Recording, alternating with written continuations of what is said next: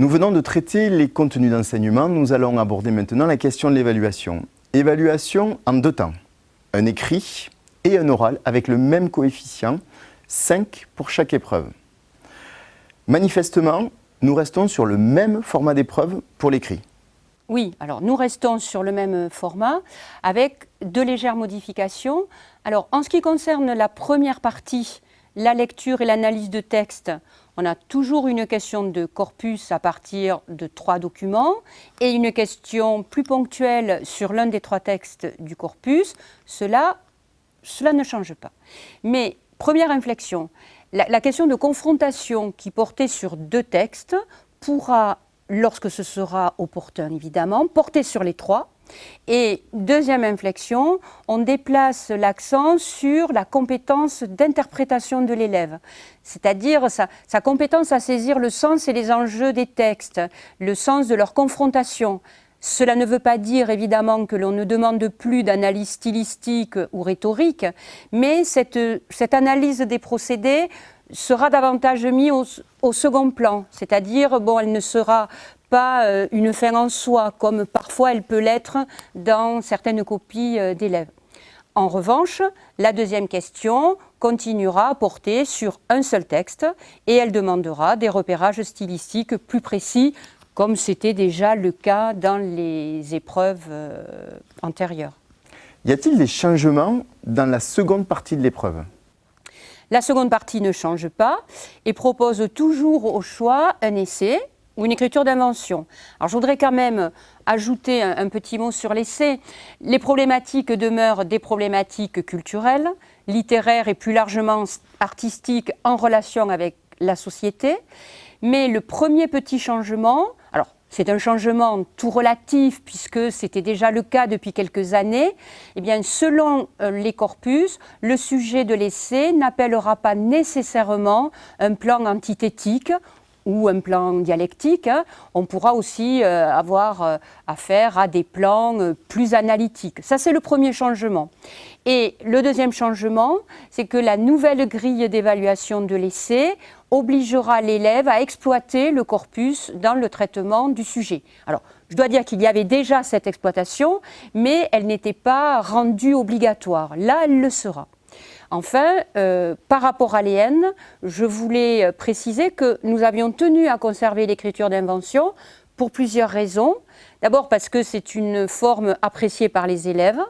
C'est une forme qui mobilise d'autres habiletés que pour l'essai, mais c'est aussi et surtout une forme qui permet de travailler les interactions entre la lecture et l'écriture et qui permet vraiment aux élèves d'entrer en littérature.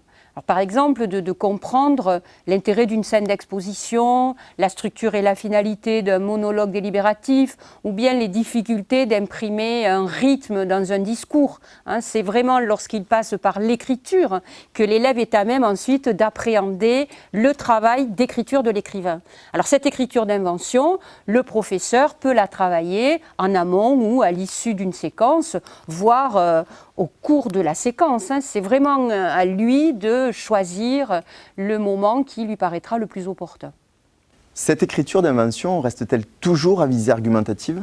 Effectivement, on garde toujours la visée argumentative et les élèves peuvent avoir à composer une lettre privée ou une lettre ouverte, un dialogue théâtral ou romanesque, un monologue délibératif, un discours avec des procédés oratoires significatifs. Le seul changement introduit, c'est que la description à visée argumentative disparaît des formes possibles, parce qu'on s'était rendu compte que c'était une forme qui était difficile d'accès aux élèves et qui partant était difficile aussi à évaluer par les professeurs. Alors, cela ne veut pas dire qu'il ne faille pas aborder cette description à visée argumentative pendant l'année, mais elle ne sera pas proposée à l'examen.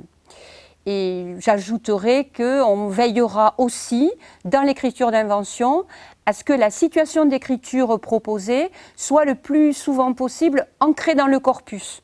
Alors en reprenant un personnage, en prolongeant ou en transposant une situation théâtrale, romanesque, là j'ai envie de dire que la liste est ouverte, elle est liée à la richesse des textes du corpus et elle est bien sûr liée à l'imagination des concepteurs de sujets.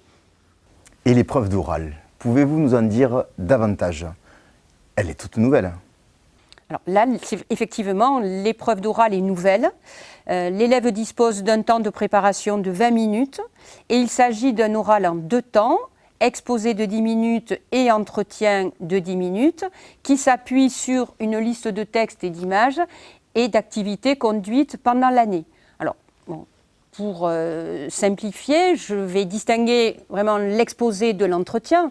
Donc, pour l'exposé, l'élève est interrogé sur un texte étudié en classe, soit un extrait d'œuvre intégrale, soit un texte extrait d'un groupement de textes.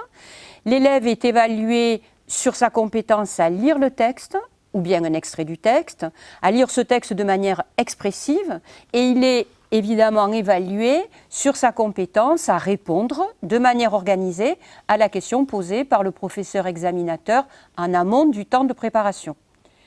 Il ne s'agit donc pas, et j'insiste là-dessus, d'une explication linéaire, comme à l'éducation nationale, et il n'y a pas non plus de questions de grammaire.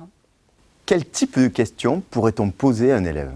Alors il faut veiller à poser des questions ouvertes, des questions qui portent sur le sens et les enjeux du texte et sur la réception que l'on peut en avoir. L'enjeu majeur finalement, c'est de voir ce que l'élève a compris sans pour autant qu'il devienne un spécialiste de la littérature. Alors par exemple, si l'on a affaire à un texte argumentatif critique, on peut demander ce que dénonce l'auteur et comment il s'y prend. S'il s'agit d'un extrait de comédie, on peut demander précisément en quoi il relève de la comédie, ou bien si cet extrait n'est que comique. Ce ne sont évidemment que des exemples. On prend un roman, un incipit de roman, en quoi cet incipit de roman est-il original, ou bien en quoi se conforme-t-il aux lois du genre. Pourquoi le poème de Morse, par exemple, issu des Contemplations de Victor Hugo, porte-t-il ce titre ? On pourra bien sûr aussi poser des questions sur des savoirs culturels qu'on est en droit d'attendre. Encore faut-il que ces savoirs donnent à voir et à comprendre une spécificité du texte. Bon, par exemple, je prends en attendant Godot, en quoi ce texte rompt-il avec les conventions théâtrales classiques? Ou bien quelle image de la condition humaine nous livre tel dialogue entre Vladimir et Estragon? Ce qu'il faut retenir, je pense, c'est que la question posée doit permettre au candidat de rendre compte d'un aspect essentiel du texte ou d'un enjeu majeur. Ça veut dire qu'on évite les questions qui seraient trop ponctuelles, trop partielles, et évidemment, mais ça je pense que les professeurs l'ont compris, on évite les questions d'érudition. L'entretien porte sur quoi? Alors l'entretien portera dans un tout premier temps, et vraiment si nécessaire, sur le texte expliqué par l'élève, pour clarifier ou préciser certains points, mais il faut faire cela de manière très succincte, il ne s'agit pas de corriger ce qui a été fait par l'élève, l'enjeu est d'élargir très vite le questionnement à l'œuvre intégrale ou au groupement de textes d'où le texte a été extrait, ainsi que, évidemment, à la confrontation entre l'œuvre littéraire étudiée et les œuvres artistiques qui auront été abordées en parallèle dans le cas de la séquence. Je rappelle que ce qui est évalué dans l'entretien, c'est la compétence du candidat à rendre compte de ces correspondances entre les arts et la littérature. Ce que le professeur cherche à évaluer, c'est de voir comment l'élève s'est approprié les activités complémentaires conduites en classe, de vérifier que justement il peut mettre en œuvre des critères d'analyse et d'appréciation personnelle. Il faut donc que l'entretien permette à l'élève de se positionner, de s'exprimer sur ce qu'il a ressenti, compris, apprécié, avec ses propres mots et avec les entrées qu'il aura fait le choix lui-même de développer. Est-ce que vous pourriez nous donner des exemples de questions? Alors, si par exemple, bon, là, oui, je suis un peu gênée, c'est-à-dire qu'on va faire de la pédagogie fiction, mais s'il apparaît Par exemple, dans la liste des activités que le professeur a étudiées, la tragédie du roi Christophe, d'Aimé Césaire, et qu'il a étudié en parallèle la mise en scène, bon, je vais prendre une des dernières, la mise en scène de Schiaretti de 2017. Bon, on peut demander à l'élève ce qu'il a pensé de cette mise en scène de la pièce. Qu'a-t-il pensé, par exemple, des choix opérés en termes de scénographie et de diversité instrumentale, hein, par exemple, puisque c'est une pièce très centré sur l'exploitation de la musique. Bon. Voilà, c'est un exemple, hein. Il y en aurait évidemment bien d'autres, y compris sur cette pièce. Imaginons, autre exemple, que le professeur ait conçu un groupement de textes et de documents sur la question animale. On peut demander à l'élève de dire ce qu'il trouve plus convaincant. Alors évidemment, il s'appuiera toujours sur une analyse succincte des codes, mais qu'il nous dise ce qu'il trouve de plus convaincant entre, par exemple, le discours de Morel, pour prendre un discours extrait du roman de Romain Gary, Les Racines du ciel. Donc entre le discours de Morel sur la disparition des éléphants, par exemple, ou bien le travail, je ne sais pas si vous connaissez ce travail qui est très spectaculaire du photographe Nick Brandt, qui insère des photographies très grand format d'animaux sauvages dans des paysages africains qui sont complètement dévastés par l'urbanisation. Voilà. Qu'est-ce qui est le plus convaincant? Cet extrait de roman de Romain Gary, ou bien ces photos spectaculaires. L'entretien, je le répète parce que ça me paraît important, doit être conduit de manière ouverte pour favoriser l'expression d'une appréciation critique ou d'un jugement d'ordre esthétique. Est-ce que c'est lors de l'entretien que l'élève pourra parler de l'œuvre qu'il aura lue en lecture cursive? Oui, alors rien n'empêche évidemment le professeur d'interroger l'élève sur sa lecture cursive. Mais ce n'est pas un passage obligé. On envisage surtout cette possibilité si l'œuvre qui a été lue de manière cursive est en relation avec l'extrait de texte qui aura été donné au candidat à étudier lors de l'exposé. Alors pourquoi ce n'est pas obligatoire? Parce que le temps de l'entretien, dont je rappelle qu'il ne dure que 10 minutes, passe très vite. Et il faut aussi interroger l'élève sur les liens entre les œuvres littéraires et les œuvres artistiques étudiées, et aussi sur les activités conduites sur la séquence, voire plus largement sur l'année, mais encore une fois, si cela s'y prête, si les liens qui peuvent être faits sont significatifs et peuvent contribuer à aider l'élève à développer sa pensée et son propos. Alors justement, comment s'y prend le professeur pour élaborer le descriptif des activités en vue de l'épreuve orale? Alors, les professeurs trouveront toutes les informations nécessaires en termes de contenu et de formalisation dans l'annexe 1 de la note de cadrage de l'épreuve. C'est pour ça que je ne vais peut-être pas insister là maintenant dans notre entretien.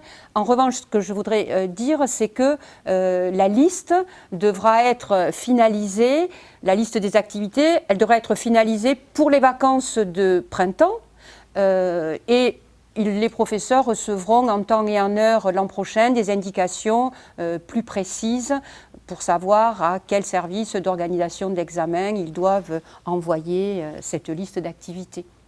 Je voulais aborder maintenant la question du carnet de lecture personnel qui apparaît en seconde.